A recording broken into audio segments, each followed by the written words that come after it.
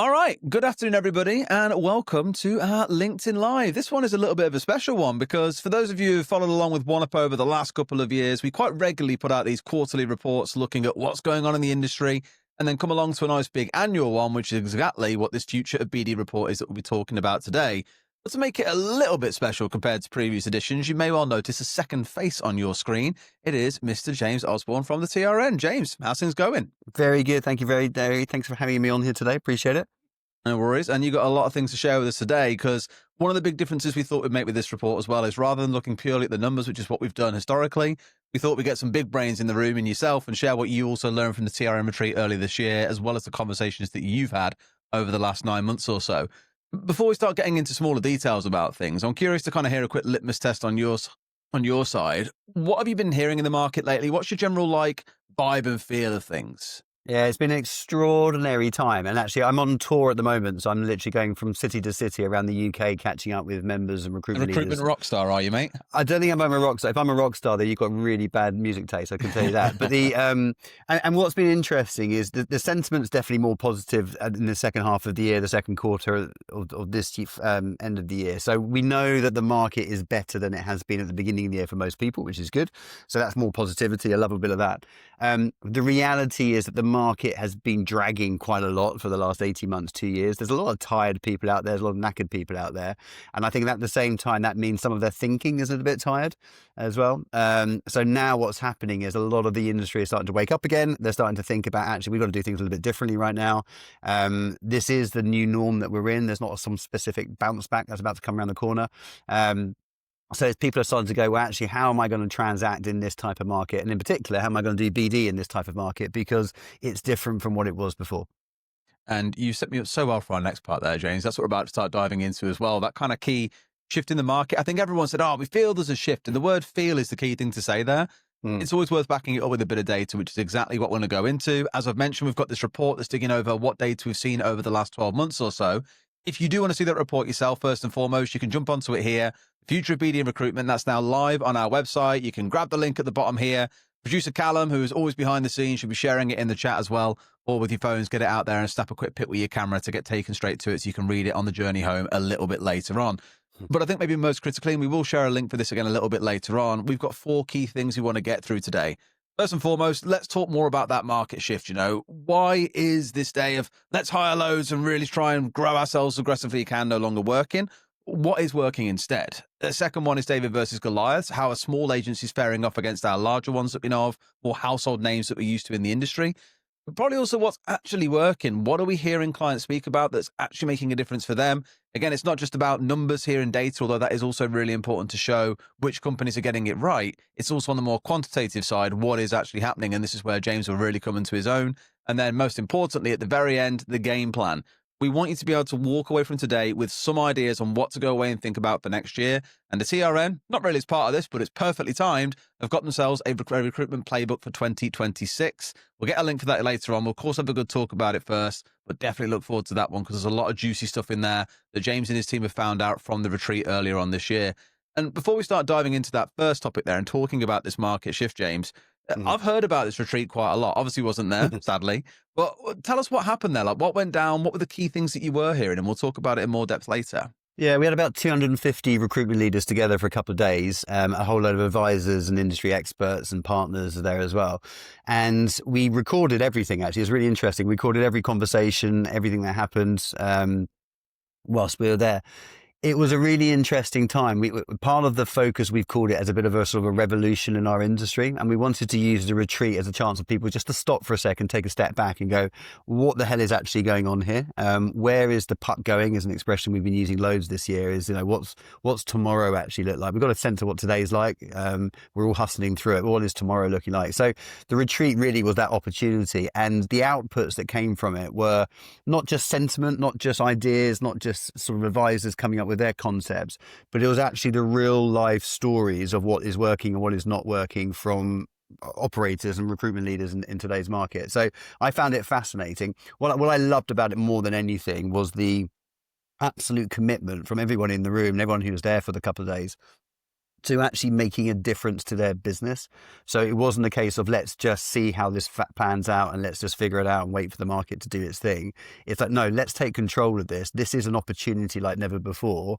And if we can do this properly and take market share, then actually this is a chance to really put our recruitment businesses on the map. And I really love that. I get a real buzz from seeing people who are that optimistic and opportunistic, I think. I think back to it in software for the many, many years we've now been in it now, it feels like over a decade. And for those who spoke about businesses that were formed during recessions, for example, are the ones that tend to grow out of things strong on the other side. But I think, as you've kind of alluded to there, it's not because they sat still and did nothing. It's because they saw an opportunity, right? And it's now been 2.5 years. Like, I know very, very vividly that it was April 2023 when the market really turned upside down for us and everything slowed down way more drastically compared to what it had been like for the last couple of years. I'm with you. Like, you've got to think about the change you can make in it. Don't expect it to be over tomorrow because, again, we've been saying for a long time, there's green shoots appearing, but when does it fully come back? It might never change, in which case let's try and adapt to it now, which I think brings us on very nicely to that main problem we were speaking about earlier, the big shift from volume into value. You know, the days of 21 and 22 when it was get as many heads in, slam the phones, like we've got jobs coming out of our ears. Sadly, we're not quite there anymore. Things have changed more towards a value-led approach. And you and I had a good chat earlier on today about this, James. We can go back and forth about it forever. What is your thoughts on this shift? And what do you think now is where the value really comes to life? How do recruitment leaders make value front and center of their business? Yeah, can I just plant one seed that's really important here, is that I just don't think there's a lot of people in the industry, this is not talking about you, Derry, but there's a lot of people in the industry at the moment who are talking a lot about everything needs to be ripped up. The rule book is all wrong. It all needs to change. And funny enough, they've all got the perfect tool to help you fix it and solve the world's problems. The reality, and I'm really convinced by this, is the core principles and fundamentals of recruitment and BD in particular in recruitment haven't changed. And I don't think they ever really will change, to be honest with you. What has changed is the wrapping around how we do it and how we get there. So I want to make it really, really clear because, often when I talk about business development, that you've got someone who will say, oh no, BD is dead. Cold calling will never work again. All the LinkedIn plus sentences. Yeah, exactly that. You just need to do inbound marketing and it will work for you, or vice versa. Just bang the phones, go back to it. There's a gap there's a place in the middle of all of this. And I think it's really important to understand that the principles of sales and recruitment, those of you who are old school salespeople like me, though all those principles are still correct. Calling still works. Getting in front of customers still works. Meetings still works, and we'll see this from the data in a second. So the principles are there. It's the wrapping that is different, and that's the bit that we need to understand much anything else. The interesting thing with all of this, and I'm sort of looking at my notes from your report at the same time to try and think about where the data aligns to all of this type of stuff. But the principle behind quality conversions, the principle behind productivity and efficiency, again, has always been there. But for the last 18 months, 2 years, we have, because our backs have been a little bit against the wall, and because we're assessing everything from the pound to the bottom line to the activity we're doing to everything, we're becoming more and more obsessed by productivity. AI is coming in and making everyone talk about the word productivity for the first time, and efficiency and so on and so forth. So I think we're in a productivity efficiency revolution at the moment, which is great, which then smacks back into, well, what's the point of just doing loads and loads and loads of high volume sales activity if it just doesn't convert? Either because it's not working in the same way that it used to, so therefore we probably need to adapt and change it to this current market, or maybe it just doesn't work anywhere at all anymore, and we need to find different channels and different opportunities to go to market. So this piece surrounds do loads of stuff, lots and lots of activity. I'm all behind that. I'm the first person, or I'll be the last person to leave the room until someone's done their 20 client meetings a week and all that sort of good stuff. And as you know, Derry, I'm everywhere trying to do as much as I possibly can. Hustle, hustle, hustle. Because that's what I believe is the right way to do BD. I want to see more of that in our industry, but I want to make sure it's landing better. So we've got to get that efficiency from the volume if we want to drive the value. Hard but smart probably is the way that I'd summarize it for the most part, right? For sure. Like, I remember speaking to one of our clients a couple of months ago, leads a team of about 17 people. And he said to me, this year especially, that his market in particular has been really, really tough. And so actually where he's put a lot of his focus is on the sort of things that you mentioned there very briefly. It was around client meetings. It's about how can we add value to them now? So when they do start recovering and the market starts to come back, we're the ones at the front of their minds. And like, we're not even talking about just picking up the phone to them and having a conversation every other week, for example. Like going halfway around the world to go to conferences where they're at, to go and meet them in person and actually build those relationships is what he was looking at. And like the whole team was aligned around this is where the focus has to be, which I absolutely loved. Yet rather than kind of banging your head against a brick wall and just hoping that at some point something sticks and you find that one company that's hiring dozens and dozens of roles forevermore, they had that focus to say, we know at some point this will come back stronger. It's not saying we're going to stop doing effort now and say it's not worth doing that BD or trying to get these client relationships going. We're still going to do it, just that is at the very, very forefront of our plan. And that's a nice little change in strategy that, at least for them, I hope really does pay off. Like, I see their numbers coming through, obviously, and things look like they're going better for them.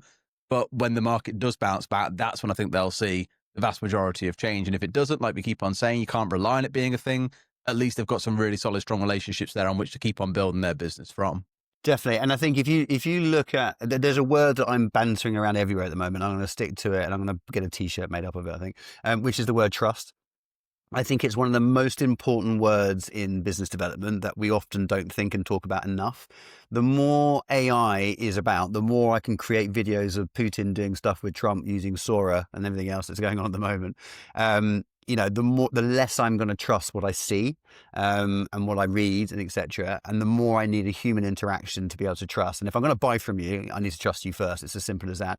So let's not circumnavigate the sales process and miss out some of the key components, one of which is trust. And the only way, in a world that we live in today, the only way you can build proper trust is, and I hate to use this expression, but I will use it because it's an old school expression that's still true, is that you touch the flesh. You get in front of people, you put your arms around people, you see the whites of their eyes and vice versa, and they know you're a real person who's genuinely interested in their business, in their product, in helping them build their talent solutions to support that. And that is key. And so to me, that's why, I had someone ask me earlier on today, what is the most important KPIs in recruitment? From a sales point of view, it's number of meetings. It's that. How many people are you in front of every day? Simple as that.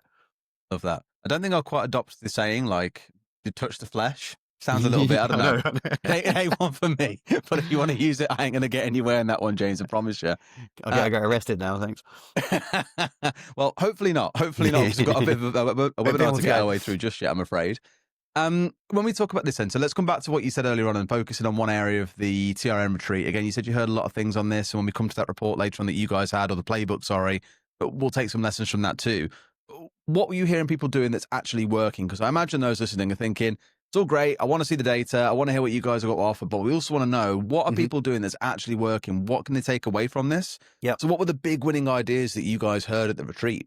Yeah, and some of it is like really simple, basic little tiny nuggets, and some of it is quite transformative strategic approaches. So, on the small, simple nugget type things that you hear people doing, simple things like, rather than leaving, an email message or a voicemail, leave a video message. Because then actually I know it's really you, and I can see what you look like, and you look like a reasonably good bloke. So therefore I'm probably more likely to engage with you or come back to you, type of stuff.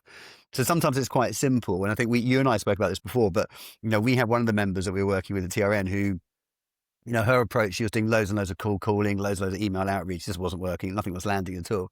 We looked at her ICP. We looked at the people she was trying to engage with. She started then running video campaigns using WhatsApp. So basically just recording 30-second video messages and going, hi, it's me, blah, blah, blah. I'm trying to get through to you. I've got some great candidates. I want to have a chat with you, blah, blah, blah, whatever it was. And she was just getting a significantly higher return on from an engagement point of view from that. So they're simple things, nothing complex about that. It's just using the art, I suppose, of video over voice or voice over text type of thing. Fairly obvious, but are we doing it? Could we do more of it? I think we probably could. So there's lots of those types of nuggets, and in the playbook actually, I think we've got lists and lists of those types of little things. I suppose the more strategic stuff, the bigger picture stuff, are things like let me pick one example: a community strategy. So we're seeing a lot more of the TRM members now, and some recruitment businesses, full stop, really focusing and harnessing their community strategy. They're getting nicher, they're getting deeper with their niches, they're increasing the customer lifetime value within that niche. And what they realize, actually, when you put your arms around that niche and own it from a community point of view, then you're spending less time trying to cold outbound sell to a group of people who don't know you, and spending more time, well, the same amount of time, but trying to sell into a group or community of people who are already engaging with you on a regular basis. To your point a minute ago, you are front of mind anyway, type of stuff. So it's a hell of a lot easier to have a conversation with someone and they're already thinking about me, and we've already got a reason to have a conversation. So that community piece, I think, is huge. huge at the moment. That leads very much into that RevOps strategy that we've spoken about before, where everything we do from a delivery, account management, account penetration, new business, marketing is all linked together in one lovely community RevOps type strategy. So there's lots of things you can do here. It's about making a commitment to doing things, not necessarily differently, but just increasing the bits that we know work the best and then running with it, really running with it. I do want to kind of add on to that MP there around community. I remember one of our smaller clients that serves IT quite specifically. Their approach was quite novel, where for a while what they were trying to do was, rather than reaching out to engineering managers and saying, hey, have you got any requirements that need filling? They were reaching out and saying, hey, we've got a whole community of engineering managers like you, and we'd love to hear how you're running your team, what it is that you're doing. Do you want to come and do a short content piece with us, a little webinar, a podcast style thing? Mm-hmm. And that then made a very, very easy, warm intro to this engineering manager, because the number of times that you'll do a podcast with someone and then ask them a favor at the end, you've kind of helped give them the spotlight a little bit. You've given each other a little bit of something. It's much easier to ask for something at the end of it. And they found it to be quite an effective lead gen magnet, even if sometimes it wasn't we're not hiring right now. It's kind of like you said, it's not touching the flesh. I need to stop saying it. It's horrible. I have nightmares about that saying, James. Thank you so much. Pleasure. But it's more the fact that you're having a bit of one-to-one time with someone to speak about something that isn't strictly, can I sell to you, right? It's kind of giving them the chance to share their thoughts. And people I think you find a lot of engineering managers are actually quite happy to speak about how they approach things, the efficiencies they've achieved, how productive their team is. They love sharing that sort of stuff. Yeah, it was a really cool way of using media, because that also then feeds the content machine of the business to actually build leads in the first place and try and get future business out of people. It was a really smart way of doing things. And although everyone's got a podcast these days, you can do TikTok shorts, you can do YouTube shorts. There's so many things that you can do that aren't just running a full massive scale podcast. That think outside the box a little bit and think about, okay, how can I leverage media here to help me generate leads as well, outside of the classic write a blog, write social media posts, things like that. I thought it was a really cool approach from them. Definitely. And you can take that to a whole new level as well. And you're absolutely spot on. So I'll give an example for another TRM member that we were working with, who we said, look, the meeting is priceless. Yeah. If you can get in front of people, or a prospect customer in your ICP, that is like the holy grail. Once you're in there, then you do your solution setting, off we go. So the podcasting, so they started doing podcasts with panels. So 4 people on a panel.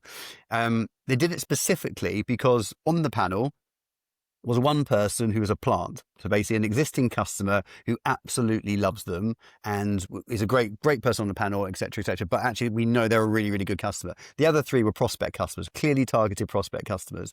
And guess what happened? They do the panel session and we put on a lunch afterwards to say thank you for that. You've now got your 3 prospects sitting in a room with one of your favorite clients who's basically saying great things about you.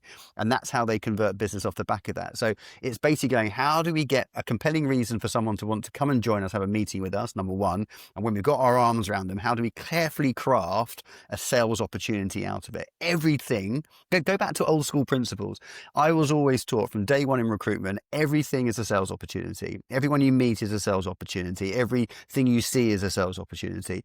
We need to get that art back in. We need to teach our recruiters to look at everything and go, there's an opportunity. Introduce that person to that person, because that will come back into you. Where's the referral opportunity? Where do they work for? All that sort of good stuff. So every opportunity is a sales opportunity, and there's a good example of it using the podcast strategy. I can imagine some are probably hearing this and thinking, guys, I run quite a big agency now. There's 30, 40 of us. Can I really get involved at that lower layer and do this stuff? And that probably brings us on to our next topic quite well, of the whole David versus Goliath conversation we mentioned earlier. Our small micro agencies versus our large 100 plus ones, and even the way up to, those that have got 1,000 plus consultants around the globe. There's a very wide remit here, I think, of number of staff that you've got and what that means for an agency. Absolutely. Of course, being able to find those individuals in your business, I think, that can be, or are very happy to be involved in media, is definitely one thing. But before we dive into that much more, what do you see as the big difference between the capabilities of smaller agencies versus those that are that little bit larger, that have kind of got their processes defined out and have got a good way of working? But what do you see inside of TRN? Yeah, I think the reality, there's always been this banter that goes around that, the big companies won't survive in this and they're losing market share and all that type of stuff. Here. and they're still here. They're still fine and everything else. The reality is the big companies are doing what everyone else is doing. They're just doing it in a slightly louder and bigger way because of the size of them. So, every recruitment company is consolidating and has been consolidating, saying, I know so many recruitment companies that are half the size they were 3-5 years ago, but twice as profitable now. You could argue, well, that's really bad. They've dropped in size and headcount. No, it's not. That's a vanity metric. What's really important is they're making good profit and they're scalable and doing some really interesting, cool stuff. So the bigger companies, the bigger agencies, reality are just trying to figure this out as much as we are trying to figure this out. They're probably a little bit slower to move just based on the size of them and how easy it is to undo. But there is also another piece within this that actually the bigger agencies are losing some market share at the moment to the smaller agencies. Fundamentally, I think it's because the smaller agencies have realised it's okay to ask for an RPO and it's okay to ask for a service provision. It's okay to do an embedded solution, etc., and actually to be able to deliver on that. So I think we've sort of grown up a little bit from a bit more confidence, a bit more confidence. I'll stick with that one. A bit more confidence. I need to careful what I'm going to say today. A bit more confidence to be able to go after, I suppose, bigger business than before we were able to chew. So we're seeing a lot more of that happening at the moment. So I think the big agencies will figure this out. They'll come out with another way. They'll probably invest more heavily in some of the AI stuff. If you look at the Our Potential deal, for example, with Adecco, it's a classic example of that, where they are literally going for it in quite a different way. But I think the smaller agencies are now just going, it's okay to win different types and better types of business, which I think is really exciting because it's a huge opportunity. And it pulls us back to that piece you spoke about earlier. It's why I wanted to transition into this as well, is the agility you often see that these micro agencies have, because I think back again to the one that I referenced earlier on with the Engineering Manager podcast. They changed it around where they actually came to me and we had a conversation about hiring SDRs or sales development reps, those that are basically there and they're in their role to book meetings for those that would eventually go on and close business, essentially. And what they'd have these SDRs do is go out there and do nothing but book meetings with the founders. Now, you imagine a large agency hears that and it's like, well, they aren't going to have meetings with the founders. They're busy running a business. Hello. But these smaller agencies have the ability to leverage that founder badge. I think I was speaking to someone earlier who used to work for me who's trying to start their own thing as well and saying, use the founder badge while you can. Like, it's a very valuable thing to be able to employ. And so being able to get the founders in a room to meet someone, shake their hand, like you say, see the whites of their eyes and form a relationship made it so much more powerful. And that's something quite unique that I think smaller companies can do, is you do things that don't scale. Yeah, the golden advice you often hear is don't do things that don't scale, because one day you'll have to stop them and you have to change. I think that's rubbish. Like, do things today that you won't be able to do in a year's time when you're a little bit bigger, because it will just get you there that little bit quicker. And you can figure things out then. You'll find ways to make things work at scale. You'll have systems that you can employ, for example. I really love it when I see smaller agencies being willing to be a bit more daring and do something that others just simply can't do, because in a way, that is your USP while you're getting started. I was with one of the members yesterday, and they are a 13-person business who have just pulled in a 220 deal job. Excellent. Wow. 220. Now, they have no chance on hell to be able to deliver that. But the way they pitched it is that basically we are connected to other members of the Recruitment Network. We will basically act as a managed vendor, and we'll use that network sitting behind it, sort of thing. So, awesome. What the hell are they doing going asking that type of business? But they've got the balls to do it. And the other thing behind it, which I think is important, and there's always a bit of a question mark about this especially when you're on LinkedIn, as it was with everything, is whether the founders should actually be out facing clients right now. Should they be back on the tools? And I think absolutely categorically. I mean, the day I stopped selling, I might as well just give up what I was doing, because I love it. I absolutely love it. No, I'm not selling recruitment services anymore. I am a bit actually with some of the members, but predominantly we're selling other things. But I want to be front of house about this. I think it's important. So I think, again, the smaller you get, the more willing, I think, for the SLT, the owners, the founders, the directors, to actually go back out on the streets again, roll their sleeves up. A, for two reasons. A, because, three, they should be bloody good at it. B, your clients would like to see that. I think that gives them that sort of vanity piece, I suppose, or the whatever it is. And then the third piece is actually, well, if I'm really asking my team right now to roll your sleeves up and tunnel under and go for on a big hustle, I'm going to bloody well show you that I can do it as well. I'm not going to sit in my ivory tower and do it and talk about strategy. So I think to me, it's an important time to be doing things like that. It's a very, very famous example of Mark Benioff, actually, of Salesforce. Like, even when they are, now what, a $35+ billion company, they're absolutely enormous. He still rocks up to client meetings. Like, he'll happily go and join his VP sales or the sales team sometimes on those meetings. Yeah. Because, like you said there, just being in front of a customer, like, you hear in their words how things are going, what it is they're looking for, where they need help, and you take that back to the business and help shape it. Mm. In the same way, I'm jumping on calls all the time to understand what challenges have people got, like what problems they need solving, what can we do with our product to help with that. I could so happily sit back and say, well, there's a team in place now, like I haven't got to do all that stuff. But if you don't want to do that stuff, are you really in the right business? It's a people business at the end of the day, no matter which way you want to look at it. Totally agree. I love it when the owner of a business is the top biller in the business. You don't factor that into your figures. So you always remove their billings from the day-to-day figures. So you've got a very clear picture of how your company is running. But I love the fact when the owner's in there and basically go, look, guys, this is possible. This is how you do it. Let's get on with it and do it. I think there's nothing wrong with that whatsoever. Awesome. Well, we have got a little quiz question here, and it's more for those at home if you're curious to have a guess at this one. As we'll get into some of our data in a second as well and start talking around that. In the last year, recruiters at agencies of which side made the most BD calls on average? I feel like I'm hosting a pub quiz here. A, B, C, or D, micro, small, mid-size, or large? No, there is no phone a friend. There is no 50-50, I'm afraid. But I can reveal the answer to you is at C. And we had a little bit of a chat about this before a second ago, like saying, oh, it's really interesting seeing that's the case. And we were saying, well, why do we think that is? What's kind of our reasons for that? And I'm curious to hear your take, James. Like, why do you think we get to this stage? And earlier on, you mentioned managers, but let's hear more about it because it was a really interesting point that you made. Yeah, I think this is over the period of time of what's been sort of going on and how people have been reacting to the market conditions and sort of everything else. I think that there's been, in some businesses, there's been a big push on let's just get back on and do the activity. Let's just get on and raise the bar and that type of stuff. I think if you've got a manager-led business, are you still there, Derry? Oh, you got that. I just lost you then. That was crazy. If you still got, I'm talking to myself again. It's standard. If you've got a very manager-led business, so you've got a team of people, you've got non-billing managers, then they've got far more time to be able to crack the whip, basically, and drive activity.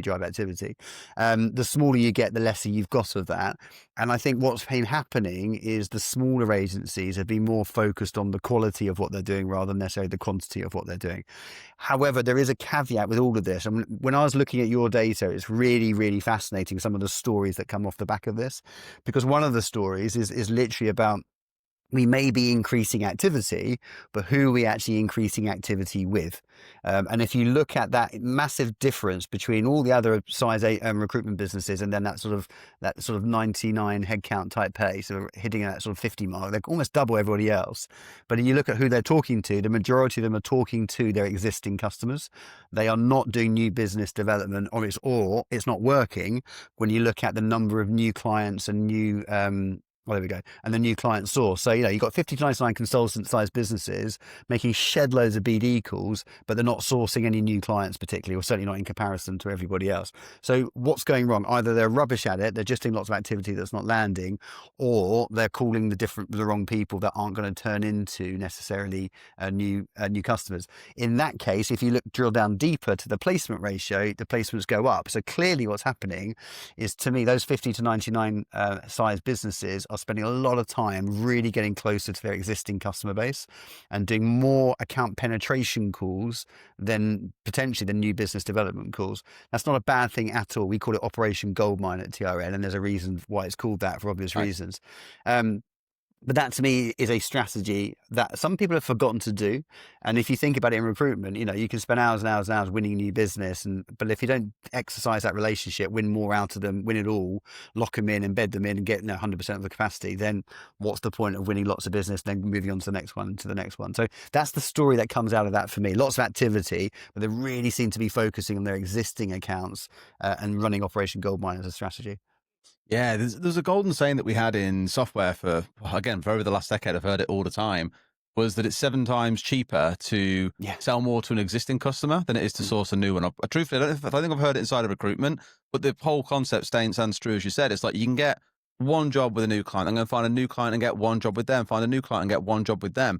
But as you're alluding to, with account penetration, there are multiple managers there that you can probably find yourself involved in, assuming, of course, the orgs are the right size that will have requirements. Don't just stop at one. Is how can you turn this account and land and expand it, right? Get the first job and then turn it into additional hiring managers, new contacts, for example, and build it out from there. I've definitely heard clients speaking about new hiring managers being sourced from existing accounts. Is something they're focused on this year. The exact thing you spoke about there is how can we expand our book already of existing business and ultimately use that rather than having to go and try and find new clients at a time when it's difficult to find companies that are hiring quite a lot of roles all at once. Yeah, well, we get the narrative wrong internally. So we go, I've got an account management team or an account management strategy. This is not about account management. This is about account penetration. They're two Yeah. different things. If I just want to sit on an account and just watch it do its thing and make sure they're happy, that's great. That's tick box number one. Of course it is. But how do I get more out of them? And if you go to like many recruitment companies and you'd say, look at your top 10, top 20, top 50 customers, what percentage of their total spend do you currently have in your area, in your niche, in your wheelhouse? And most people won't have a clue. So we don't know. And if I've only got 20%, they may be one of my top customers, but if I've only got 20% of their total spend in the area that I recruit in, then two things are happening. A, I'm leaving a lot of potential on the table, a lot of money on the table straight away that I should be having, really. And number two, the risk factor is huge, because if somebody else has got 25% and they go in and ask for a sole provider agreement, then I'm potentially going to lose my 20% that I've just been coveting. So for me, account penetration strategy is absolutely business critical and probably your number one BD strategy. Let's start with that more than anything else before we even worry about bringing in new customers, because you've got them already sitting in the hopper already. You've already got relationships and contracts signed off. Let's exercise those relationships. And I think any smart recruitment company is obsessing about that at the moment. Monthly board meetings, are you measuring customer lifetime value? So what's your average customer lifetime value from your top tier customers, middle tier and low tier customers? Mm-hmm. And then what are your plans in the next 30 days before the next board meeting to increase those average customer lifetime values by 1, 2, 3 dots, et cetera, et cetera. Simple little things drive growth that you've already got. Mm. That's really interesting, because it's a real key metric we hear about a lot or we speak an awful lot about in the software world, is something called CAC to LTV, CAC being your customer acquisition cost, LTV being over the course of a lifetime of a customer, how much will they spend with you, and therefore what is the ratio you get of that. And back in the days when money flew a bit more freely, admittedly, and markets were more buoyant, 3 to 1 was seen as the mid-level. If you're getting 3 times as much revenue than what it costs you to acquire a customer, even if that's over 18 months, 3 years, 5 years even, it was seen as a pretty good level to be at. You could put money in the front end, you could get these new customers on board, and you knew that in the long run you would make money. More aggressive spenders would look towards like a 1-to-1 ratio. So you're really going gung-ho, trying to spend a lot of cash to get the same amount back. But you knew by building up a critical mass of accounts that ultimately that would then lead to more revenue, maybe later on down the line that you haven't yet figured out. And the slower players are more like 5 to 1. Another way to think about it, and the metric you've referenced there a little bit, is going into how much are we making over the lifetime? What's it costing us to acquire them? Yeah. Is it worth the effort to acquire maybe even this small subset of customers over here? Like we break it down into very, very small companies, our medium-sized companies, our larger accounts as well. That helps justify investment in trying to secure more of that type. And that could be a real smart way of breaking this down. Before we go into that a little bit more, one thing I do want to highlight in here, because I know my marketing director is probably going to be screaming at me here, my ears are burning, is I know that the numbers look a bit strange for our large agencies where it says 13.6 jobs to 20 placements. And you're thinking, Derry, that doesn't make sense. How am I getting more placements than jobs? It's just not a thing. That comes down to repeat placements, I think, with some contractors being extended, for example, but also roles where there are multiple positions for one type. So if you've got someone, for example, seeking to place a large number of logistics workers, it could well be that while there's only one job, there are a bunch of placements or positions all going into it. I just wanted to clear that up because I wasn't very, very aware that that data looks very, very strange.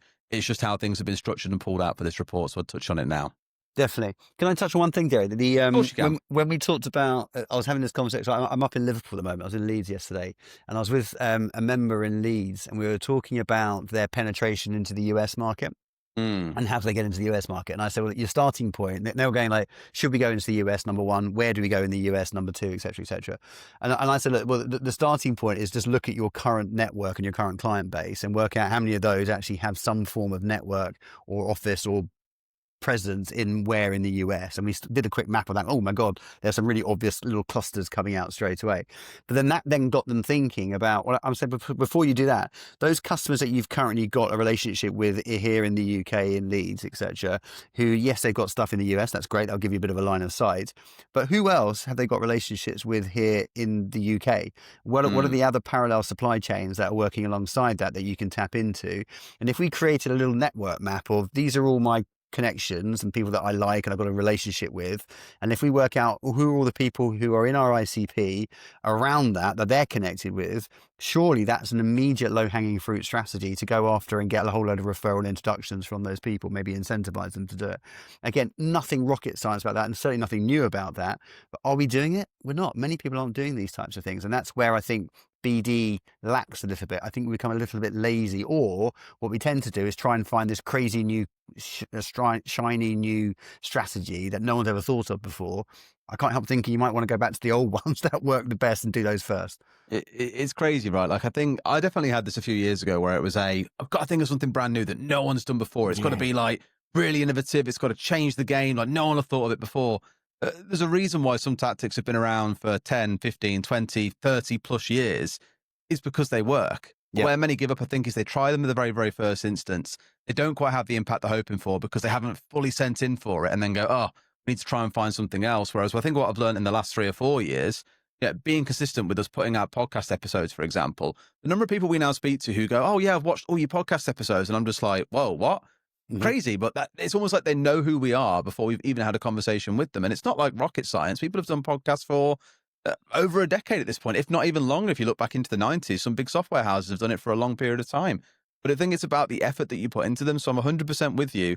Sometimes it ain't about changing the game. It's about finding the simple things and doing them really, really well that leads to results. And if you're really stuck on what are those simple things that I should do, again, this is not like a crazy idea. I know that a lot of us are competitors in that sense in the recruitment space, but just talking to others, getting into a room, going for a beer and finding out what others are up to, at least from what I've found, is the best way for it to happen.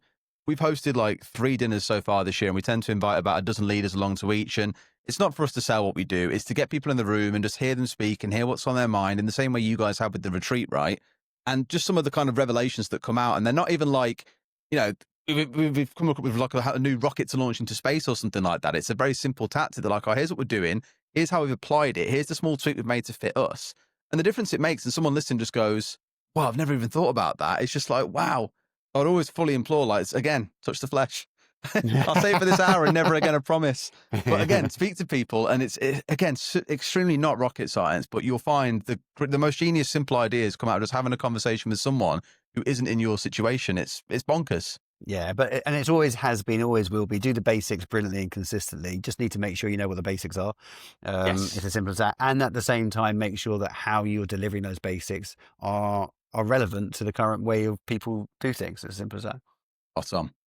All right. Well, let's jump forward a little bit then. We've got what's actually working. And off the back of this, we sat down earlier on today and said, well, if we think about the do's and the don'ts, if we had to pick 3 recommendations on either side, what would we say? And there's some good ones in here, I think, because we have a mix of things, some on the don't side, some on the do side. On the don'ts, we had don't be a bit lazy or reactive in your BD, just account manage. Definitely don't do that, and play the cold game. Now, at least 2 of these were most definitely from you, James. I'll try and say I've had at least a part in at least one of them. I'm curious to know what you think about these 3, because again, a lot of these were your brainchilds as well. What do you mean when you say these? Yeah, I mean, I think the first 2 are fairly obvious. We talked about the account manage piece over account penetration. So this is not just about sitting on accounts. It's about looking for the opportunity.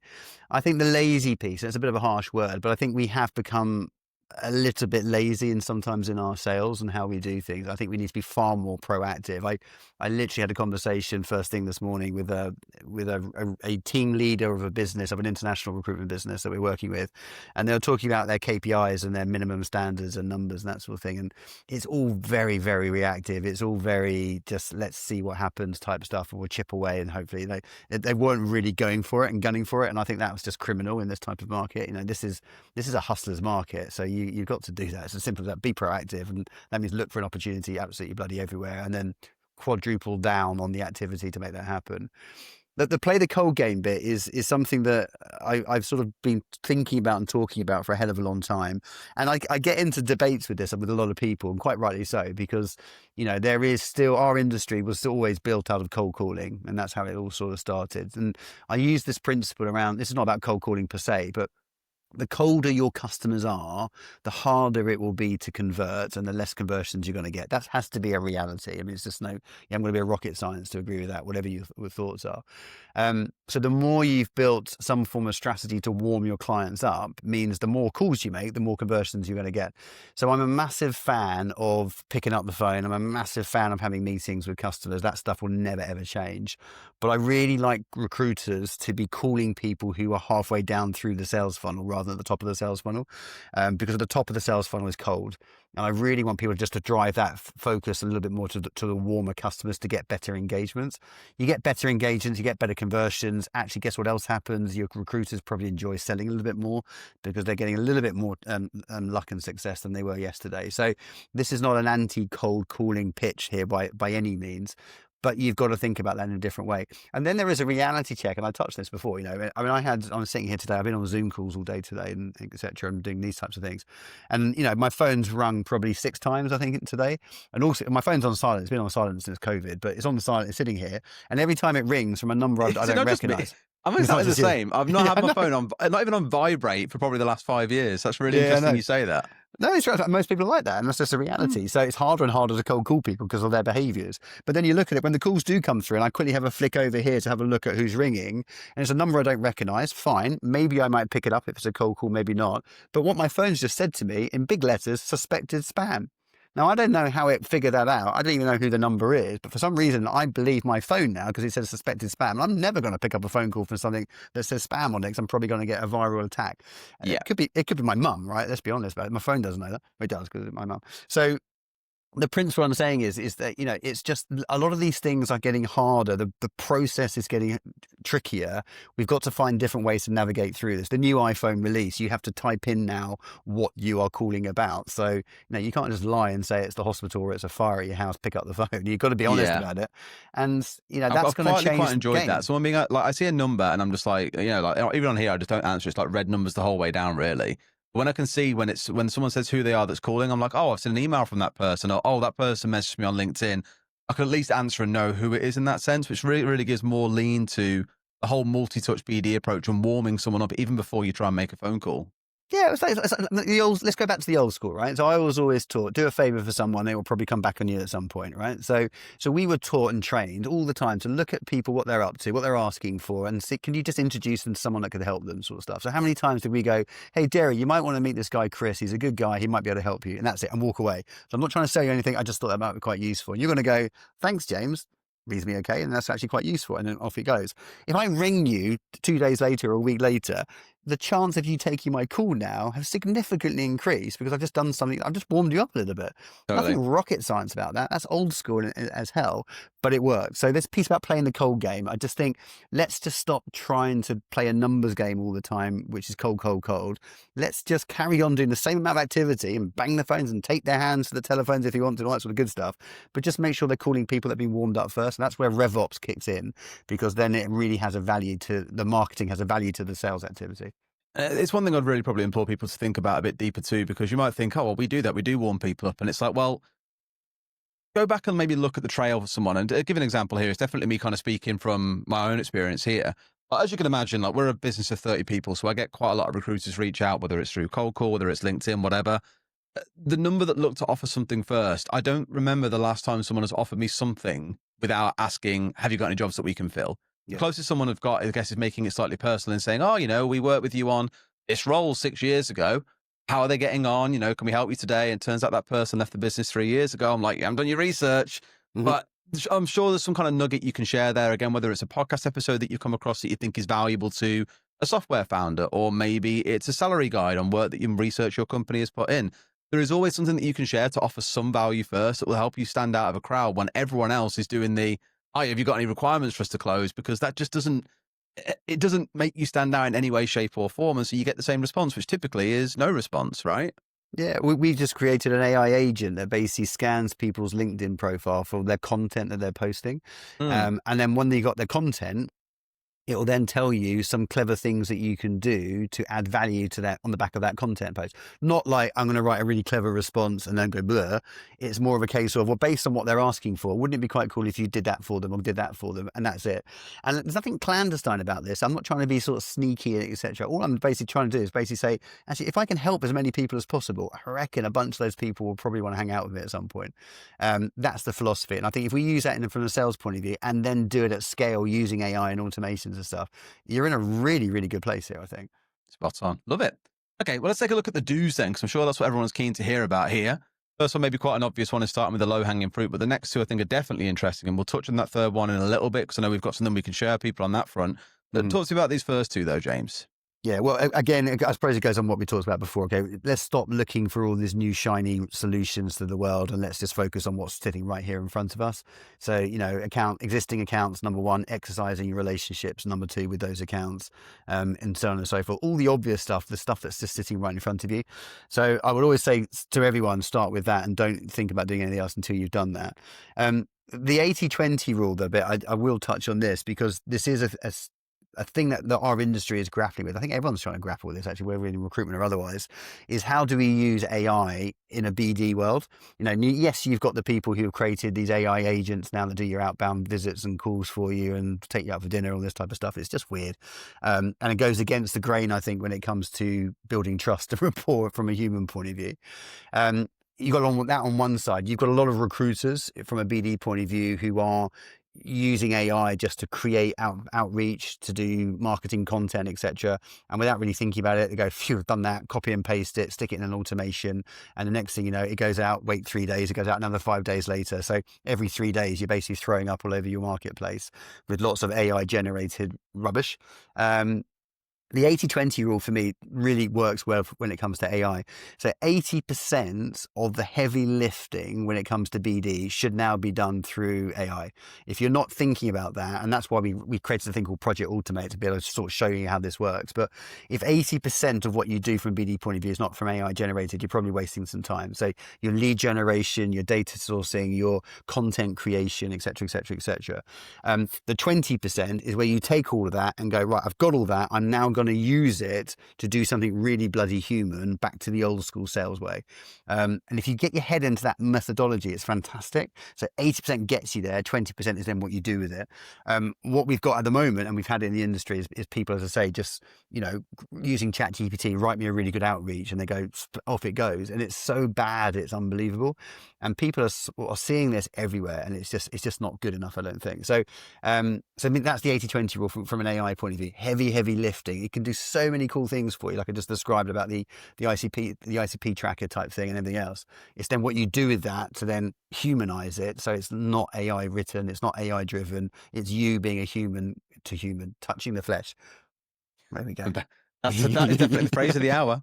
And I completely agree. I actually want to say it was one of your posts from probably about 3 or 4 months ago now that I remember you posted something on LinkedIn where it shows, here's the world today where you're doing 80% of all this heavy lifting stuff and your 20% of the time is spent with clients and actually having human conversations in a way that only a human can. And you said, I think the move that we'll see is actually we go towards 20% of your time is on the heavy lifting stuff because AI is doing most of it for you. And your other 80% is actually spent speaking to people. Mm-hmm. I remember when I first saw it, we had a dinner about 2 weeks after. I remember speaking there about it and mentioning it there. So there you go, James, you're being shouted at even when you're not in the room. I remember saying to a lot of people there something along the lines of we don't hire consultants to be admin keepers or to sit in front of a CRM or to manage tools. We hire them because they're good with people and because they're professional, because they're respectable, because of the way that they are around others. And if we can get to this world where the majority of someone's time is spent doing just that, the exact reason we hired them, we're in for a bloody good time, but there's going to be a bit of a bumpy road while we figure out how we make that happen, because there's no click your fingers, turn it on, and suddenly, oh, look, 80% of your workload is gone. Now go forth and speak to people. It's not quite that simple, but we will get there. And you can see how quickly AI is starting to come on now. I use it for code nearly every single day. It's terrifying the pace at which it's moving forward. Oh yeah, and it's really, really exciting, and I love every minute of it. I think it's wonderful, and I think it's going to do so much good stuff for our world. There's lots of negative stuff will come out of it as well, and hopefully that will get managed. But there's some really cool stuff that's coming off the back of it. But I love the recruitment sector because of the personalities in the recruitment. I love the people I've met over the years. I met some amazing people, and there's always a personality and there's a style of people. I mean, look at some of the posts you see on LinkedIn, some of the stuff that some they get up to. It's extraordinary. But and sales is about personality to personality. Do I like you? Do I know you? Do I trust you? Do I want to hang out with you? Do I want to engage with you? Do I want to be your strategic partner for the next 2, 3, 4, 5 years? It's all about personality to personality. So the less time we spend, let's use the word hiding behind administration, hiding behind emails or whatever it might be, the more time we become visible, touching the flesh, the more we can show our personality, and the more people can buy into us. Because I know some amazing people in recruitment, some brilliant people that nobody else knows about because they just don't get out of the office and they don't go and see people. And it's really sad from that point of view, because some of the best salespeople I know, they would never classify themselves as a salesperson. But you put them in front of a group of people, people will be eating out of their hands because they're just lovely, generally brilliant people that they want to hang out with. That's sales 101. Let's be honest about it. I don't know if we're going to spot a little bit here, because again, I imagine these are the chats that you're having in TRN. What are 3 things people can do to use AI today? Because the thing that I hear a lot from people that I speak to, from recruitment leaders and even managers in these businesses, is we hear how important it is. We know that it's a thing that's not going away. We know what ChatGPT is. We just have no idea where the hell you get started, because it's like giving someone a canvas and saying, go and paint a picture of your choosing. You have to pause for a minute and think, well, what the hell do I bloody paint here? And then you've got to learn how to use the paintbrush. It's just, it's very overwhelming for people. So where have you heard of success that isn't like a massive jump from 0 to 100 all of a sudden? Where should someone get started with AI if they want to start using it in their business? Okay, so stop buying things straight away. So the first thing is stop buying all these AI things that have basically been wrapped up into something. They're giving it a name to it and they're selling it to you for £49.99 because you end up buying 100 of these things. Second thing is stop trying to train recruiters to become AI gurus. Instead, we need to build an AI infrastructure that makes them 20, 30, 50% more efficient than they were yesterday. This is not a plug for anything that we do, but we created a thing 2 years ago called Project Automate, and it's really simple. I'm happy for anyone who's listening in today to have a copy of it to utilize, but it's really bloody effective. And in essence, in its very simplistic sense, it says, just stop for a second, get that blank piece of paper out, that blank canvas out, and cut your business up into different workflows. So you've got a marketing workflow, a BD workflow, an account management workflow, a delivery workflow, a candidate acquisition workflow, and so it goes on. Within each of those workflows, I now want you to write down in pen, I want you to write down all of the steps that you take and things that you do in order to make that workflow happen. So for your recruitment company might be a set of 12 different workflows with 15 different steps in each of those workflows. So your recruitment company is 180 steps in total if you stuck it all together. Do that on a piece of paper or on the tool that we've got to basically, you can see your recruitment company from a steps point of view and a workflow point of view. You then go, let's stop. And which of those bits and those steps do we want to keep human? They must be human. We're really bloody good at it. And that's the bit we can add the most value and keeps our industry the brilliant thing that it is. Which things do we want to automate, get rid of completely, away from humans, because humans shouldn't have to do this anymore, and we'll get technology to do it for us instead. And we're in the middle of that, what things are we going to augment? So what can we get AI to do and help us become better at what we were doing yesterday? So almost like 3 buckets. So you got a spreadsheet, you go bucket, bucket, bucket, where everything sits. All the things then that you've decided which are AI, that needs to be AI, you then go straight away to your CRM system and go, what have I already spent a bloody fortune on my CRM system I want to get return on investment from, and make sure you're using it properly with the tools that they've already got. And then everything else, you can then either go and buy in or build in yourself. It's as simple as that. But the starting point is to literally map out your business first. I don't think there's any AI tool that can do everything, but there's a hell of a lot of stuff you can do. And there's a lot of stuff you can do yourself. In most members now and companies I advise, I say to them, you should have someone in your business whose job is to be in operational excellence. They're in charge of the AI strategy. They build AI stuff for you. They give it to your business.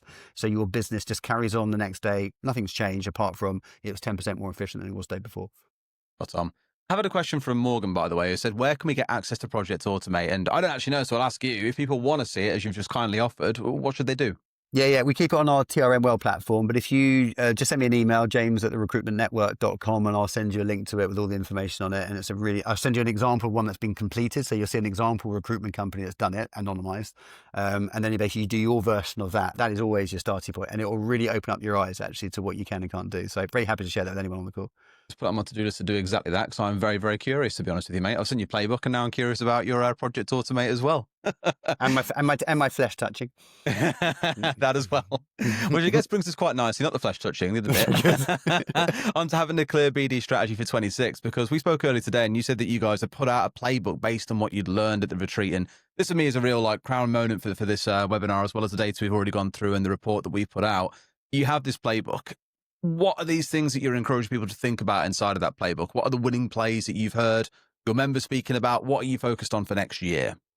Yeah, so we created 3 playbooks now. So we created one about 18 months ago because I was fed up of talking to recruitment businesses who had no BD strategy and complaining BD wasn't working. So I said, look, I'll build one and you can have it and now just take it. So again, anyone can have a copy of that if they're interested. We then created a slightly different version of that, which became the RevOps strategy, because we wanted to bring RevOps as a concept into the industry because I think it's really important. Agreed. Where marketing, account penetration, everything else is all aligned together with BD. And then on the back of that, bringing all that together, when we did the retreat a couple of months ago, and we produced this playbook that came off the back of the retreat, BD was one big part of it. It's one of about 12 different components that are in there. So there's other stuff, there's AI in there, obviously, and a few other bits as well. But BD is one part of it. And what is it about? If I keep it really in a simplistic format, it's about how do you, in your recruitment company, how everything that we do, every moment we have is a BD opportunity, number one. Number two, the BD strategy is owned by the company. So everybody plays a part in BD, whatever role you're in a business, you have some action or activity that you do as part of the BD process. And number three, it's an omni-channel strategy. So you don't rely on one thing. You don't just spec out candidates all day long and hope it works, or you don't just cold call all day long and hope it works. You have a multi-channel, omni-channel strategy where you've got half a dozen different things happening. You're cleverly measuring it with data, and then you're looking at it, and every month you're going, how do I make that 5% better than it was yesterday? Do I turn that one off? Do I bring in a new one, etc.? So you've got a different strategy to be able to do it. And that then will align to your different marketplace, your different ICPs. Wonderful, cool. I mean, I skipped a couple of slides there as well to get us to that point as well. But this clear BD strategy piece, we spoke about it a bit earlier on. You've heard James speak about it a little bit there, and I did have that link up. I'll pull it up again for you to scan in case you didn't get it a second ago. We spoke earlier on about sometimes it's the simple things done well that could be the difference, but it's also a case of not sitting there and just being reactive to what happens and saying, okay, we'll wait and see what comes. It is about getting ahead of the game, even if getting ahead of it just means finding one of those basic things that you can do, but doing it damn bloody well. It can be podcasts, it can be TikTok shorts, whatever it can be. You choose what that's going to be. You'll know your business and your sector better than we would be able to sit here and give generic advice too. Some things will work for different kinds of people and different ICPs, but give it a good think. And I've had a read through this playbook earlier on today after you sent me the link. Thank you very much, James. It is very much so worth reading. So I do recommend giving that a quick bit of a dig. We don't really have any questions to dive into massively, James, but any kind of closing thoughts you want to give on the things that we've gone through today? No, I mean, one thing I will say, and I suppose this is a bit of a big up back to you guys, or one up. When I went through your data is excellent. And it's really important to look at this because the way I look at it in the world, there are sort of 2 or 3 things to think about. You've got sentiment, so how are people feeling, and therefore what are people going to do? You've got data then that supports that. And then from the back of that, you can then create a proper strategy. I think we did quite a good job with sentiment to give you a good idea of how people are feeling, what people are doing, and that type of stuff. I think the data that you guys have produced is brilliant. I'm looking forward to the next quarter to do some comparison to see what's actually been happening and how has it actually impacted their results. But I think I would say to anyone on this call, if you haven't looked at the data that these guys are producing, do look at it, get into the weeds of it, because it really does open up your eyes to actually, well, that plus that doesn't always equal that.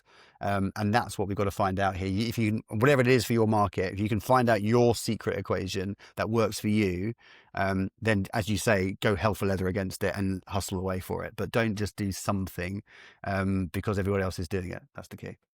Yeah, it's very easy to get that herd mentality and run after everyone else. And like you said, buy about 10 different AI tools and find out that actually you need to get the first one right first. 100%. Definitely. Wonderful, mate. Well, we are basically at time there. So a massive thank you for your time today, mate. Really enjoyed hearing your insights and really enjoyed, again, reading through the recruitment playbook you guys have put together. So again, really implore anyone listening, do go and check that out. As you can see on the screen here as well, we do put these reports out every quarter. Normally, the smaller ones come quarterly, and then once a year, we'll do a bigger one. Fully recommend you give it a sign up to. Our team put together some really good stuff, and look forward to doing our next webinar. James, I'm sure we'll get on together again at some point and dig through some more insights and more information as we collect it. But it's been a pleasure. Thank you very much. Thanks so much, Joe. Appreciate it. Thanks, everyone.